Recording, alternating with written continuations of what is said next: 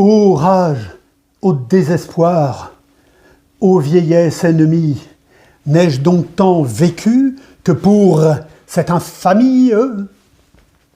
La Comédie Française, le tribunal correctionnel de Paris, cette semaine.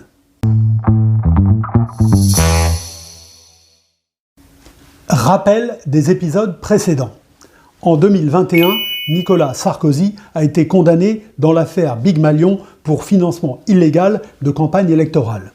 En 2023, il a été condamné pour corruption active de magistrats et trafic d'influence actif dans l'affaire dite Bismuth.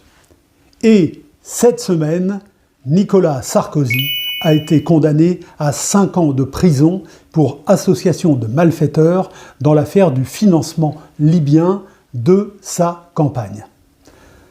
À ce propos, souvenons-nous de ce qu'il disait il y a quelques années.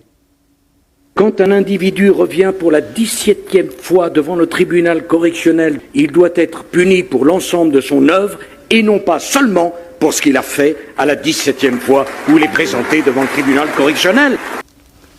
Eh oui, les archives, quand on les ressort, ça picote un peu derrière la nuque. Alors, cette semaine, au tribunal, Sarko a dénoncé la haine à son encontre, sous-entendu haine des magistrats et de Mediapart, qui a révélé l'affaire libyenne. Alors, concernant les magistrats, une haine toute relative, puisque rappelons que l'association de malfaiteurs est passible de 10 ans de prison. Le parquet national financier avait réclamé 7 ans. Au final, Nicolas Sarkozy a écopé de 5 ans de prison.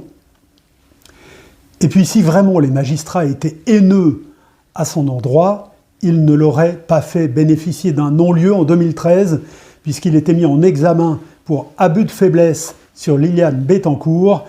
Il a bénéficié de ce non-lieu, faute de preuves suffisantes. Quant à Carla Bruni, qui a jeté par terre la bonnette du micro de Mediapart, elle aurait dû se souvenir que Mediapart en a fait tomber d'autres que son mari.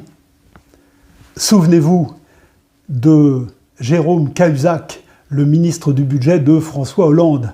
L'inénarrable socialiste Jérôme Cahuzac, condamné pour fraude fiscale et qui pourtant avait déclaré « Non, les yeux dans les yeux, je n'ai pas de compte en Suisse ».